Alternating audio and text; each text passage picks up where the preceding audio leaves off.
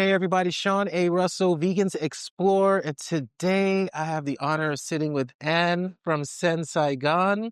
We connected a while back on Instagram, but I rediscovered you in one of your recent videos. I don't know if it's a recent video, but you're going through your day, how you get everything prepared. I'm like, oh, I love this. I wish more people make videos like that. Then I reached out to you, let you know we're going on our New York City tour, and you're like, hey, swing by. Appreciate you having us. Just had the food. Can you tell me what we had? So you have the pho thing. Mm-hmm. And then what was the other dish that we had? Because we have some footage of it. Curry. Oh. Yeah, pumpkin curry. So I had the pho, so I could definitely highly recommend it. It was delicious. And yeah, tell us a little bit about what made you want to go ahead and start this company. Well, hi, Sean, and thanks for having me. My pleasure to host you here, and welcome to New York City. Yeah. So my husband and I, we're both vegan. I was born and raised in Vietnam. When I became vegan, I couldn't find vegan Vietnamese food in New York City, to my surprise, Oh, wow. because, New York City is one of the most vegan-friendly city. And first, we just solve our own problem, right? We opened a Vietnamese restaurant to serve Vietnamese food and to share with everyone who just want to see what Vietnamese vegan food could taste like. And when did you start the company? Why did you start the business? We started actually Thanksgiving in 2023. Okay. Yeah, and then we had a few months of renovation, and we officially opened in March. Yeah. So how long have you been in New York City? I've been living here for 12 years. Okay. Yeah. So all that time you weren't able to, unless you made it yourself, of course, Yeah. you weren't able just to go out and have vegan Vietnamese food.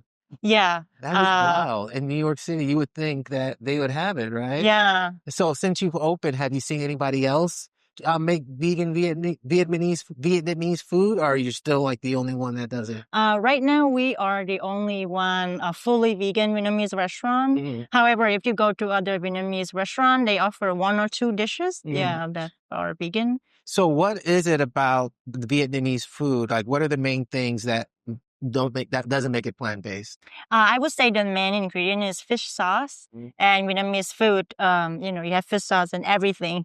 And sometimes it's like making vegan dishes is like an afterthought, and they have to go extra mile to make it fully vegan. Let's say for a broth, they have to make a separate broth for vegan. Everything have to be separate. So I would see it's an extra effort for other restaurants. But I appreciate that they making it, I enjoy eating at other restaurants too. So Vietnamese food, I can't say I've had too much Vietnamese food. I've had the pho, right? Yeah. I had pho at different places in South Florida because that's where I'm originally from. And so how would you describe Vietnamese food? Like, what's the flavors? What are like the basic characteristics of Vietnamese food? I love this question. So it depends where you're from, right? North, Central, or South. I'm from the South. So North, I would say the flavors is not as strong. They have many amazing food, but the flavor, it's very balanced. Central Vietnam lean toward salty and spicy. And then Southern is lean toward a little bit sweet. Yeah. And I think pho is stable. But pho in South is different with pho from North in terms of the noodles and the flavor and the herb that go with it. Like pho in the North wouldn't have bean sprouts, cilantro, culantro, basil. But in the South, you come in and you expect it's come with veggie. Yeah. So what has been the reaction or the response from the community? Do you see a lot of vegans coming in? Do you see mainly people who are flexitarians coming in? Like, what is the makeup of your audience? When I first opened the restaurant, beside my husband, not many people supporting me opening a vegan restaurant out of good intention. For example, my immediate family, my mom, like, why you quit your corporate job to open a restaurant? And, why vegan? Not enough customers. You should sell meat too. So you have more customers, I think it's all come from good intention, and they wanted the best for me. But since I'm vegan, I'm very committed to only serve vegan food. And I just take a risk and go for it. But the vegan and vegetarian and even non-vegan community, basically the customers, are my biggest motivation. They would come and say, "Oh my God, thank you for doing this," and they would give me compliment for my food. Sometimes it brought me into tears, and I read every single comment that people write. So feel like I'm able to share the food with them and make them feel something, like, oh, this remind me of my grandma cookings. Or people who grow up eating Vietnamese food, and then when they become vegan, they couldn't eat it anymore. Or people who have partners, either they are Vietnamese or their partner is Vietnamese, and one of them is vegan. So, they bring them here and they could share the same food. So those bring me a lot of joy and motivation. I would say a lot of non-vegan come and try our food, and even like write comments on social media or on Google that, hey, I'm non-vegan and I really like the food here. So those make me very happy. That's the goal, for everyone. And you mentioned community. Like, community is at the center of what we do in Vegans Explore. So what is the community like for someone who doesn't live in New York City? What is that? Because you hear a lot of things about New York. You had the fast-paced lives, so much things going on. Like, how do you experience New York through your lens? New York in general? Well, New York City, like maybe just the area where you are right now. Before restaurant life, I was just one of the New Yorker, right? Busy hustling, chasing for your subway. I have a 9 years old, so I work and then go pick up our son, But once I open the restaurant, I really feel the community. First is the Vietnamese community, people who they work in restaurant business before, they have experience, and they're so willing to share, to let me work in their restaurant, to learn. Oh, nice. To whatever I need assistance, I will call them, text them. So those early days when I knew nothing, how do I start? Where should I do pop-up? Things like that. And then next is I would say the immediate vegetarian vegan community. Like when we first opened, I had zero expectation. I don't know who's gonna come. Especially when I'm not a trained chef. I wasn't from culinary school. I wasn't a famous chef. No. But somehow people showed up. Yeah, there was a line. It was really packed. We sold out of food constantly, and I was just like in there cooking all the time. I would never forget those early days. And then, I'm in Chinatown, Lower East Side area, and the community here is very strong. Like, for example, Think Chinatown or Welcome to Chinatown. They would come in and introduce themselves and say, we're here to help. Whatever you need. And then they refer us to other business or webinars. Sometimes they cater from us. Yeah, it's a huge community support. Wow. That's amazing that you said when you first started, you went to other restaurants and you kind of wet your feet there to see what the process looks like. That's a smart way to get into it. And it's amazing that you also have multiple communities you can tap into to do what you're doing. So I love to hear that. One of the reasons I rediscovered you was through your social media content.